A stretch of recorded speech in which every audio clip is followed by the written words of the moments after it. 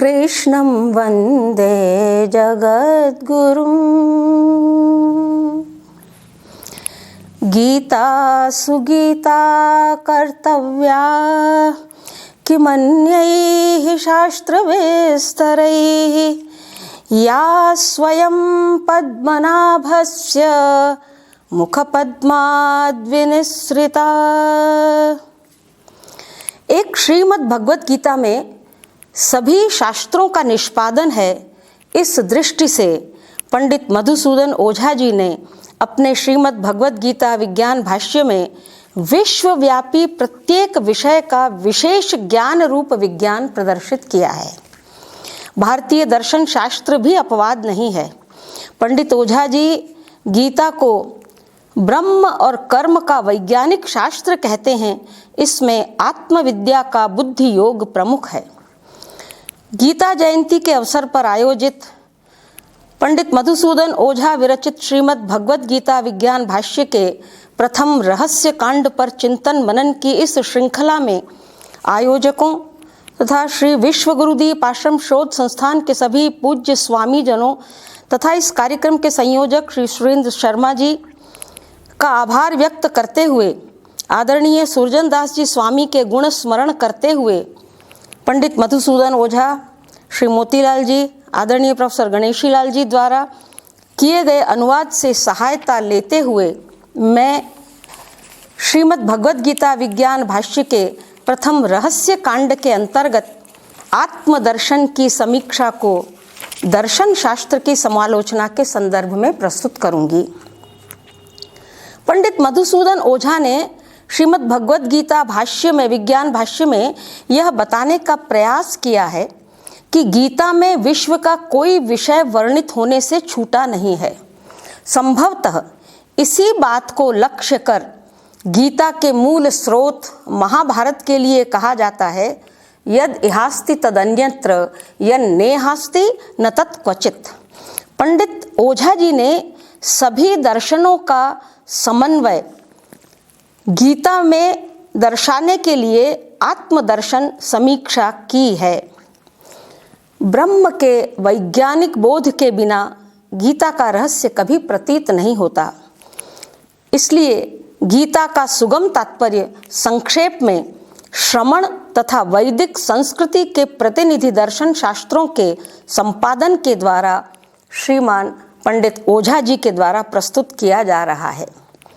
न ब्रह्म वैज्ञानिक बोधमंतरा गीता रहस्यम प्रतिभाति कर्हिचित तस्मात् पृथक तावदिदम निरूप्यते निगूढ़ गीता हृदयम समासतः।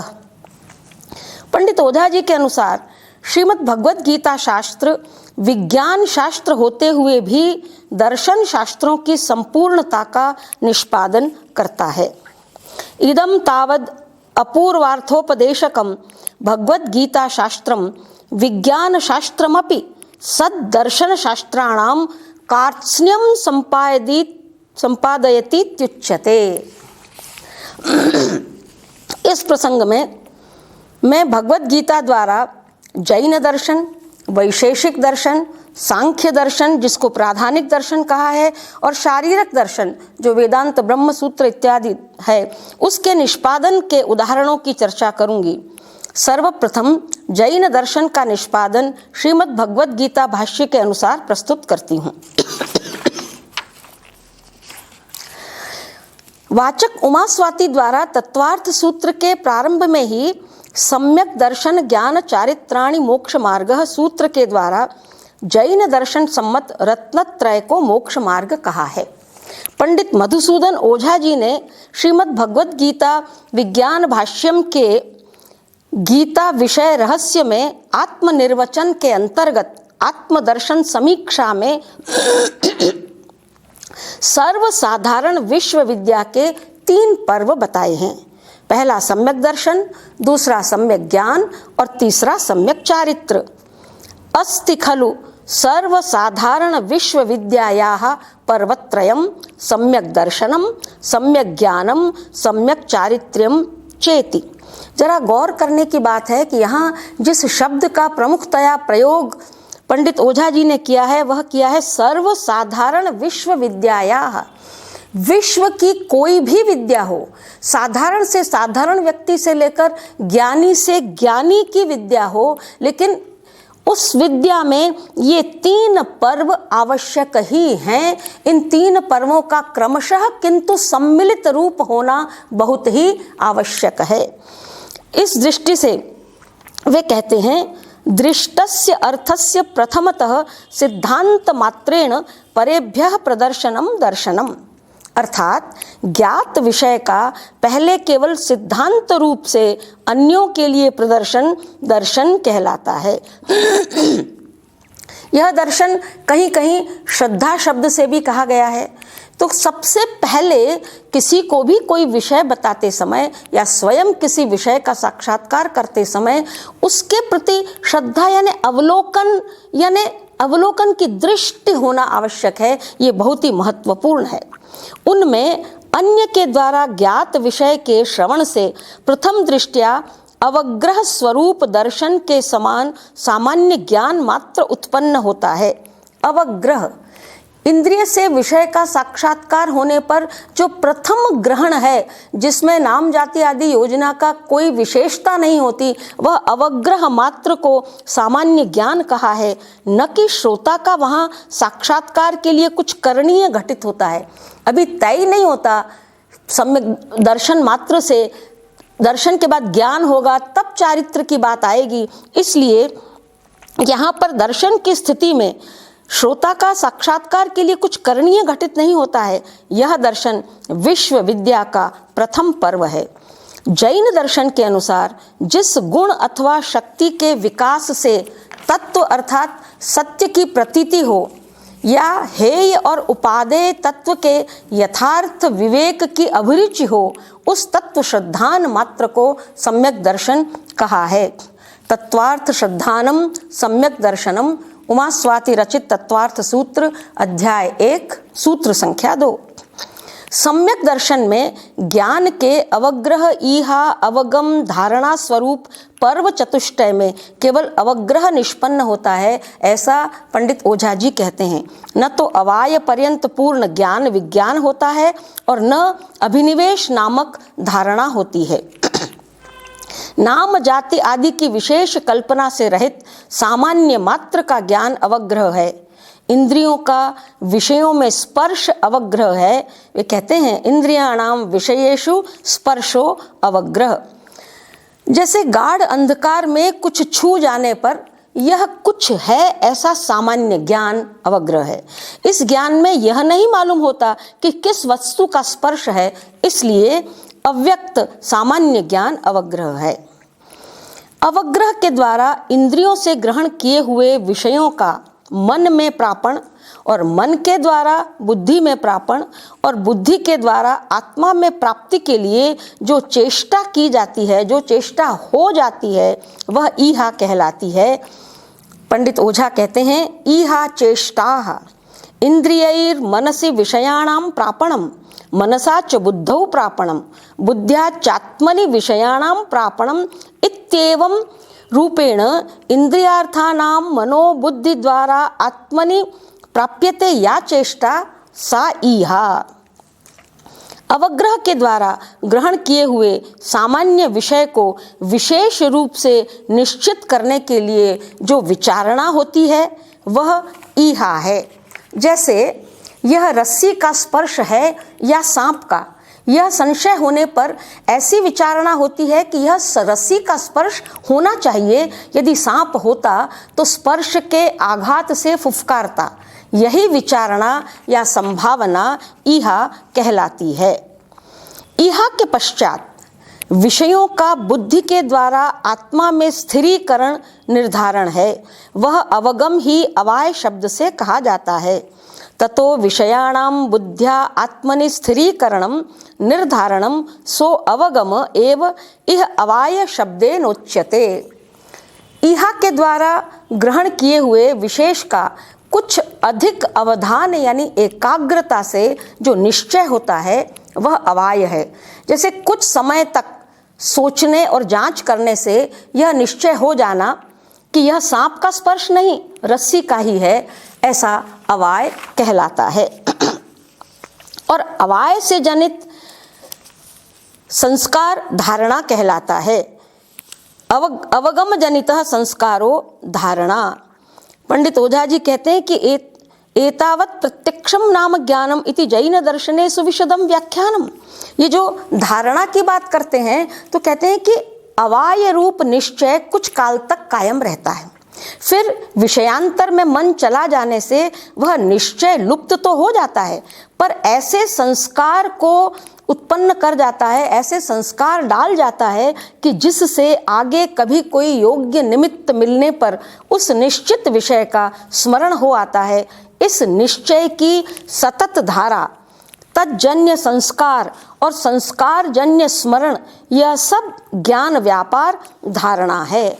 तो इस प्रकार ये कहा गया कि अवग्रह, ईहा, अवाय और धारणा ये प्रत्यक्ष ज्ञान के क्रमशः प्रकार हैं। इसलिए ओझा जी कहते हैं एतावत् प्रत्यक्षम नाम ज्ञानम इति जैन दर्शने सुविशदम व्याख्यानम।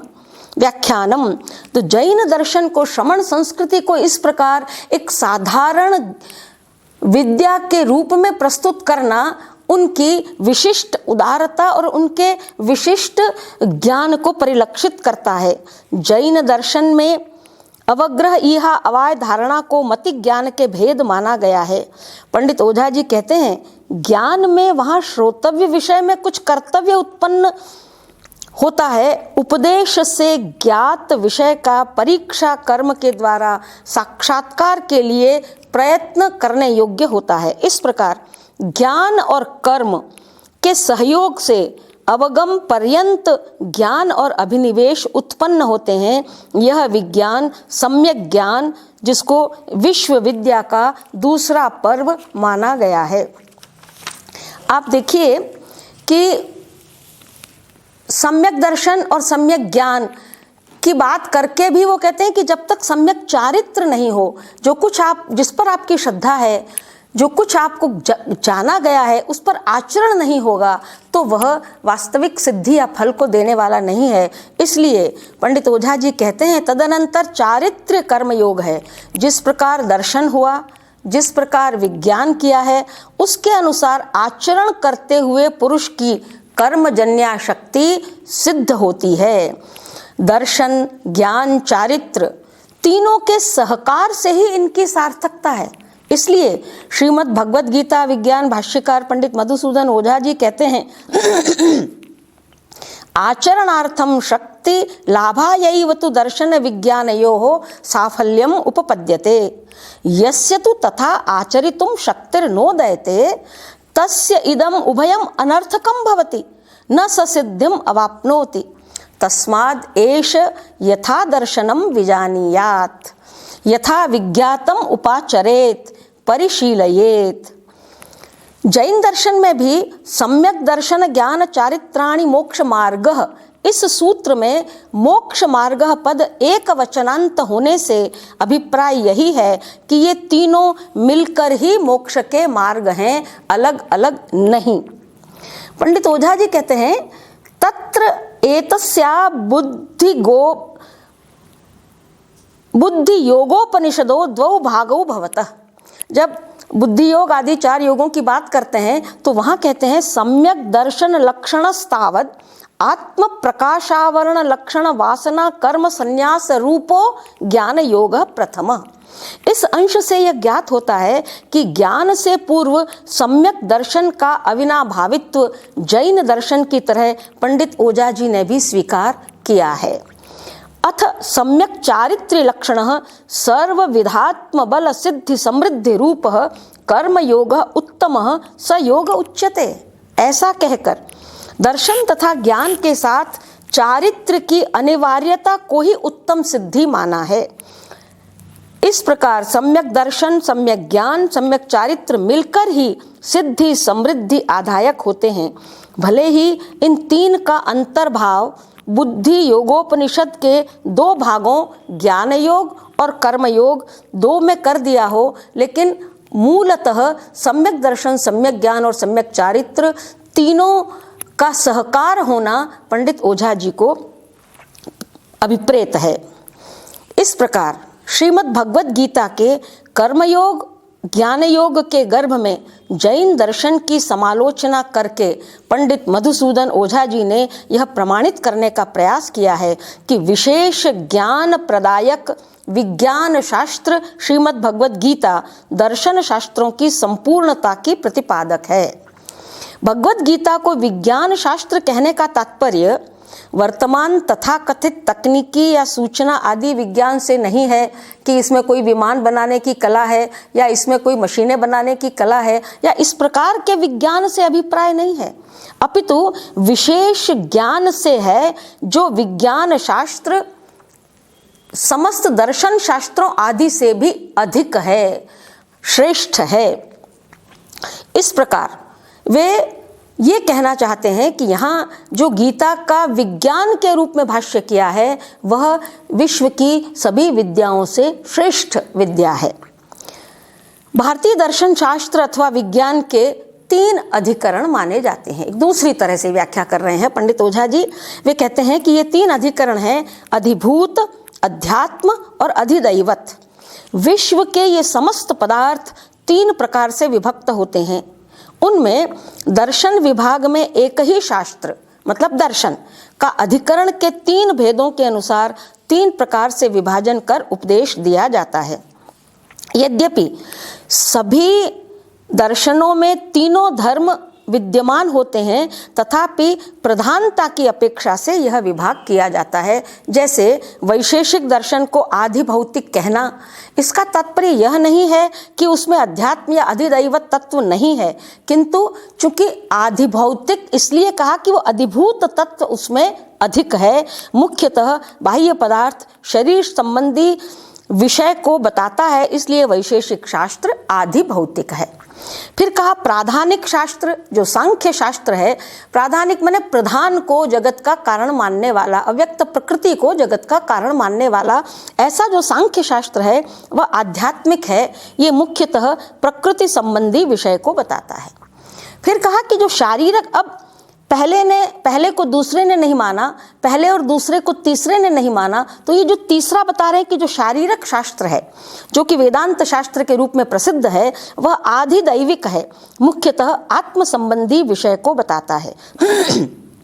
श्रीमद् भगवद गीता में इन दर्शनों के संपादन को पंडित मधुसूदन जी रेखांकित करते हैं। वो कहते हैं कि जो 3 प्रकार के पुरुष गीता में वर्णित हैं, क्षर, अक्षर और अव्यय पुरुष, उनके माध्यम से इन समस्त दर्शनों का संपादन किया जा सकता है। और किस दर्शन की सीमा कहाँ तक है, इस दृष्टि से उनके महत्व को इंगित करना भी उनका लक्ष्य है।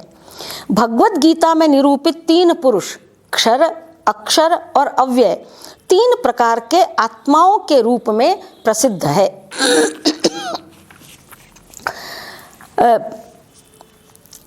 पहला, मिट्टी जिस तरह घट आदि विकारों का उपादान कारण होती है, घट आदि जिस मिट्टी से बनते हैं तो उसका घट का उपादान कारण मिट्टी को माना जाता है, क्योंकि जब तक घड़ा तब तक है जब तक मिट्टी है, मिट्टी नहीं है तो घड़ा नहीं है, इसलिए उसको उपादान कारण माना जाता है। जिस उपादान जिसको लेकर निर्माण हुआ है, इसलिए उपादान कारण। तथैव समस्त विकारों का उपादान भूत परिणामी कोई अव्यक्त क्षर पुरुष, यह पहला पुरुष का वर्णन हुआ कि जितने भी संसार में विकार हैं, जितने भी कार्य हैं, चाहे प्राणी मात्र हैं, संसार की वस्तुएं हैं, ये इन समस्त का जो परिणाम को प्राप्त करने वाला, मिट्टी परिणत हो जाती है घट में, जो उसमें रहते हुए अभिव्यक्त हो जाती है, तो ऐसा कोई अव्यक्त क्षर पुरुष यह एक है। फिर दूसरा क्या, कुम्हार जैसे घट का निर्माता होता है, तो कुम्हार की तरह निर्माता यानी निमित्त कारण, सर्व शक्ति से घनीभूत, अंतर्यामी, नियंता, निर्विकार, अपरिणामी, कोई अव्यक्त अक्षर पुरुष यह दूसरा है। कुम्हार घड़ा बनाता है, लेकिन कुम्हार में कोई परिवर्तन नहीं होता, एक घड़ा बनाया दूसरा बनाया, अपरिवर्तित रहता है, तो वो निमित्त कारण है। यानी आज इसने बनाया, कल हो सकता है कि वो न रहे तो भी कोई दूसरा घड़ा बना दे, वो निमित्त, उपादान नहीं है कि घड़ा और मिट्टी दोनों साथ साथ रहना जरूरी ही है। तो ऐसे ही ये जो दूसरा अक्षर पुरुष है वो अपरिणामी है, अव्यक्त है, अंतर्यामी है, नियंता है, निर्विकार, उसमें कोई विकार नहीं होता, लेकिन वो उसके बिना ये सृष्टि भी नहीं होती। कुमार के बिना, चेतन कुमार है इसलिए उसके बिना घड़ा नहीं बन सकता, तो ऐसा ये अक्षर पुरुष के बिना भी सृष्टि नहीं हो सकती। ये दूसरा। तीसरा, कार्यों और कारणों से अतीत, असंग, आलंबन भूत, सर्वाधार और निराधार। देखिए, सबका आधार है लेकिन उसके कोई आधार की जरूरत नहीं है, वह स्वयं में स्थित है। तो ऐसा कोई अव्यक्त अव्यय पुरुष, यह तीसरा पुरुष है। इन तीनों ही पुरुषों में जो क्षर है उसको वैशेषिक दार्शनिक द्रव्य गुण कर्म सामान्य विशेष समवाय इन 6 भाव पदार्थों के रूप में विभक्त होता हुआ मानते हैं। सारी सृष्टि वैशेषिक के अनुसार द्रव्य गुण कर्म सामान्य विशेष समवाय में समाहित है, और वो किसका रूप है कि जो क्षर पुरुष है वही विभक्त होता हुआ इस प्रकार से प्रतीत होता है। इन्हीं सब क्षरों में व्याप्त होते हुए अक्षर आत्मा को जीवात्मा और परमात्मा के भेद से द्विधा व्यक्त मानते हैं। जीवात्मा में 8 गुण बुद्धि प्रयत्न सुख दुख इच्छा द्वेष धर्म और अधर्म पंडित ओझा जी ने बताए हैं, लेकिन कणाद और प्रशस्तपाद आदि भाष्यकार आचार्यों ने संस्कार को भी आत्मा का विशेष गुण मानकर 9 विशेष गुणों की चर्चा की है वैशेषिक सूत्र में, और संख्या परिमाण पृथक्त्व संयोग विभाग को सामान्य गुण माना है। ओझा जी ने संभवतः संस्कार को धर्माधर्म चूंकि ले लिया तो धर्माधर्म में संस्कार भी परिगणित हो जाता है, इसलिए 8 गुणों का वर्णन वैशेषिक के द्वारा मान्य आत्मा में माना है। विशेष गुणों से गुणी जीवात्मा का अनुमान होता है।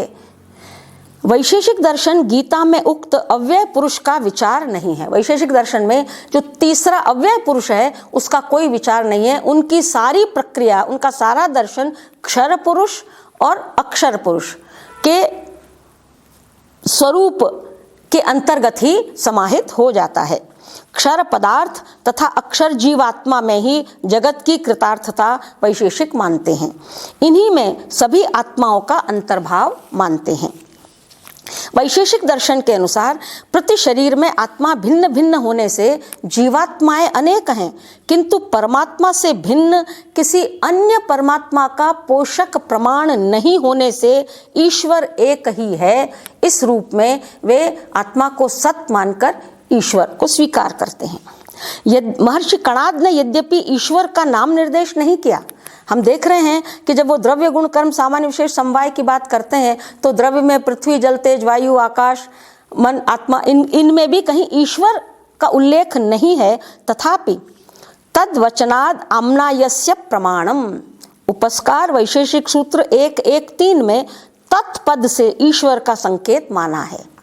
प्रशस्त पाद ने सृष्टि संहार कर्ता के रूप में अत्यंत स्वाभाविक रूप से बिना उसे सिद्ध किए ईश्वर को संकेतित किया है इनडायरेक्टली। कंदलीकार ने स्पष्ट कहा है कि ईश्वरोपि बुद्धि गुणत्वाद आत्मैव, आत्मा के अंतर्गत ही जीवात्मा को भी और आत्मा के अंतर्गत ही ईश्वर को भी समाहित मान लिया गया है। अतः द्रव्य पदार्थ के अंतर्गत आत्मा के वर्णन में कणाद को जीवात्मा और परमात्मा दोनों अभिप्रेत रहे होंगे ऐसा अनुमान लगाया जा सकता है। और वैशेषिक की आरंभिक मान्यता में ही ईश्वर इस जगत का निमित्त कारण माना गया होगा, तभी तो शंकराचार्य ने अपने शारीरक भाष्य में उल्लेख किया, तथा वैशेषिकादयोपि केचित कथंचित स्वप्रक्रियानुसारेण निमित्त कारणम ईश्वर इति वर्णयन्ति। ब्रह्मसूत्र शांकर भाष्य 2.2.37। पंडित मधुसूदन जी ने गीता में वर्णित क्षर अक्षर अव्यय में से अव्यय पुरुष की स्वीकृति वैशेषिक दर्शन में नहीं मानी है, और इसलिए वैशेषिक दर्शन को विज्ञान शास्त्र गीता की अपेक्षा अवर माना है, क्योंकि जहाँ अव्यय पुरुष भी वर्णित है वो भगवत गीता है, लेकिन उसको वहाँ नहीं जगह मिली, इसलिए वो उससे अवर है। पंडित मधुसूदन ओझा जी की दृष्टि में प्रधान को जगत कारण मानने वाले सांख्य दार्शनिक प्राधानिक हैं, जो गीता में उक्त उस क्षर आत्मा से बढ़कर अन्य गुणत्रय सत्व रजस तमस के समष्टि रूप किसी अव्यक्त अर्थात प्रधान या प्रकृति को जगत के उपादान कारण के रूप में मानते हैं। ओझा जी ने उसको महदक्षर कहा है। फिर इस अक्षर अव्यक्त से अन्य किसी अव्यय नामक आत्मा को वे नहीं मानते। सांख्य भी अव्यय पुरुष को स्वीकार नहीं करते। इस महत अव्यक्त के व्यक्तावस्था को प्राप्त होने पर यह संपूर्ण जगत उत्पन्न आविर्भूत होता है। जो पुरुष, सांख्य सम्मत जो पुरुष है वह अन्य होता है, किंतु यह चेतन केवल भोक्ता ही होता है।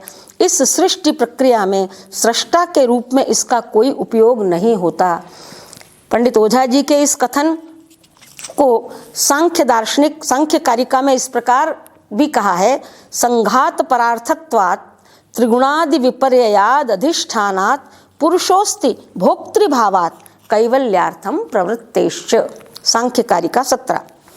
उपर्युक्त प्रकार से श्रीमद् भगवद गीता में वर्णित क्षर पुरुष तथा अक्षर पुरुष के स्वरूप में सांख्य शास्त्र समाहित है, किंतु अव्यय पुरुष का निरूपण सांख्य शास्त्र में भी नहीं हुआ है, अतः वह भी विज्ञान शास्त्र गीता से अवर है। ऐसा व्याख्यान पंडित मधुसूदन ओझा जी ने किया है। पंडित ओझा जी ने गीता में वर्णित क्षर, अक्षर तथा अव्यय तीनों पुरुषों या आत्माओं की कृतार्थता शारीरिक शास्त्र अथवा वेदांत दर्शन में सिद्ध की है। शारीरिक शास्त्र में क्षर और अक्षर से ही इस सृष्टि प्रक्रिया में कृतार्थता न मानते हुए उसमें ये संतोष नहीं माना कि उन्होंने क्षर और अक्षर को सृष्टि प्रक्रिया में स्वीकार किया है, किंतु पर तथा अवर ब्रह्म तत्व के ज्ञाता शारीरिक विद्वान अक्षर से भी उत्कृष्ट किसी अव्यय नामक आत्मा को इस विश्व के रूप में मानते हैं, क्योंकि सर्वम खल्विदम ब्रह्म, यह सब निश्चयेन ब्रह्म है, या ब्रह्मैवेदम सर्वम, यह सब ब्रह्म ही है। ये जो श्रुतियां हैं इनमें ब्रह्म अव्यय जो गीता में कहा गया है अव्यय पुरुष, उस अव्यय के रूप में अभिप्रेत है। इसलिए उन्होंने शारीरिक शास्त्र को सर्वाधिक महत्वपूर्ण शास्त्र के रूप में उल्लिखित किया है। श्रीमद् भगवद गीता में 15वें अध्याय में क्षर, अक्षर और अव्यय पुरुष का निरूपण उपलब्ध है। द्वाविमौ पुरुषौ लोके क्षरश्चाक्षर एव च क्षरः सर्वाणि भूतानि कूटस्थो अक्षर उच्यते। उत्तमः पुरुषस्त्वन्यः परमात्मेत्युदाहृतः यो लोकत्रयमाविश्य बिभर्त्यव्यय ईश्वरः। अर्थात संसार में क्षर और अक्षर ये दो पुरुष हैं। समस्त भूत जो विकार जात हैं वह सब क्षर हैं और कूटस्थ तत्व नित्य अक्षर कहा जाता है। उत्तम यानी उत्कृष्टतम पुरुष तो अन्य ही है, इन क्षर और अक्षर से अत्यंत विलक्षण है, वह परमात्मा कहा गया है, जो अव्यय ईश्वर पृथ्वी, अंतरिक्ष और स्वर्ग इन तीनों लोकों को अपने चैतन्य बल की शक्ति से उनमें प्रविष्ट होकर केवल स्वरूप सत्ता से धारण करता है। भगवद गीता अध्याय 15 श्लोक 16-17। यह सब आत्मस्वरूप है। इस दृष्टि से यह सब ब्रह्म कहा जाता है, ऐसा मानते हैं। इसीलिए इस विश्व की अव्यक्त ही एक वास्तविक शक्ति है और इसका केवल प्रधान में पर्यवसान होता है, ऐसा मानते हुए सांख्यों का मत अपर्याप्त है। यह तथ्य गीता में स्पष्ट कर दिया गया है कि सांख्य अव्यक्त अक्षर की परमता मानते हैं, मतलब वो अव्यक्त अक्षर को ही परमता मतलब पराकाष्ठा मानते हैं, उससे ऊपर नहीं जाते, किंतु अक्षर के आलंबन चित स्वरूप अव्यय की उत्कृष्टता या परमता ही गीता का सिद्धांत है।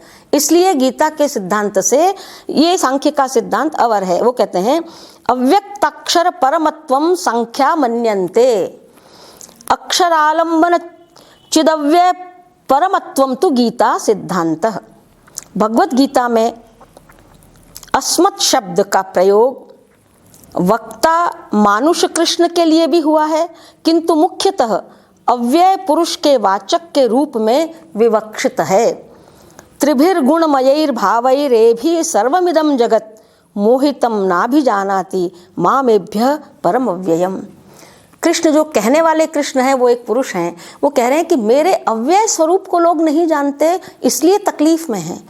तो ये जिस अव्यय स्वरूप को जानने से सारे कष्ट मिटते हैं, उस अव्यय का जहाँ निरूपण नहीं है वे तो इस विज्ञान शास्त्र गीता से अवर ही माने जाएंगे।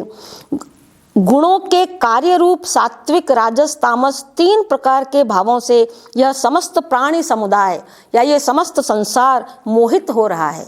हम कहीं सत्व से लुभायमान हो रहे हैं, कहीं रजस से चंचलता हमें हो रही है, कहीं हम तमोगुण इस प्रकार आवरक गुण से तामसी रूप में हम मोहित हो रहे हैं। तो इस प्रकार इन तीनों गुणों से, तीनों प्रकार के भावों से जो मोहित हो रहा है ये संसार, हम सब प्राणी समुदाय, इसलिए 3 गुणों से परे मुझ अविनाशी अव्यय को नहीं जान पाते हैं। यही सबसे बड़ा दुख का कारण है। तो संपूर्ण गीता में अहम, मम इत्यादि मतलब अहम की सभी विभक्तियों के द्वारा जो वर्णन किया गया है वो मुख्यतः अव्यय पुरुष का किया गया है, और वो यह बताने के लिए कि इस अव्यय पुरुष को जानना, इसको प्राप्त करना ही सर्वाधिक महत्वपूर्ण पुरुषार्थ है, और उसकी कमी जहाँ पाई जाती है उसको पूर्ण शास्त्र नहीं कहा जा सकता।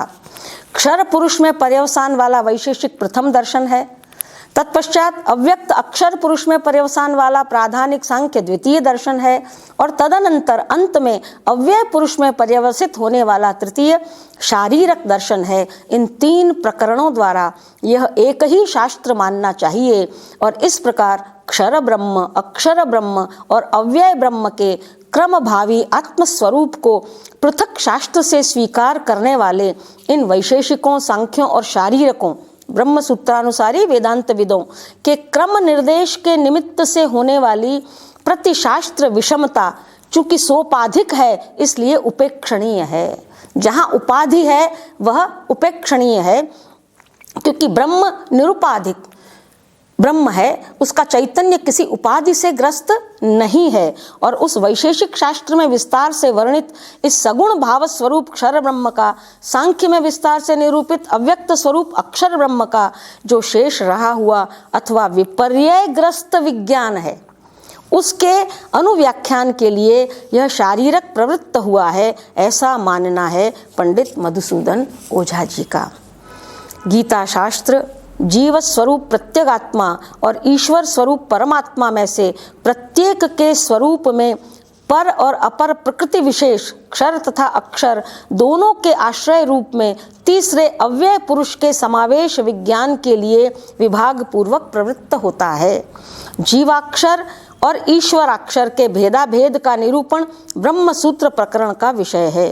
जीव और ईश्वर का अमृतात्मा में क्षर तथा अक्षर से अतिरिक्त अव्यय पुरुष का निरूपण गीता प्रकरण का विषय है। यह निष्कर्ष है, जीवस्य चेश्वरस्य चामृतात्मनि क्षराक्षराभ्याम अतिरेकेण अव्यय पुरुष निरूपणम गीता प्रकरणार्थः इति निष्कर्षः। इस प्रकार पंडित मधुसूदन ओझा जी ने गीता में वर्णित 3 प्रकार के पुरुषों के स्वरूप के माध्यम से समस्त दार्शनिक शास्त्रों का समावेशन करने का अत्यंत सुंदर प्रयास किया है। जय हिंद।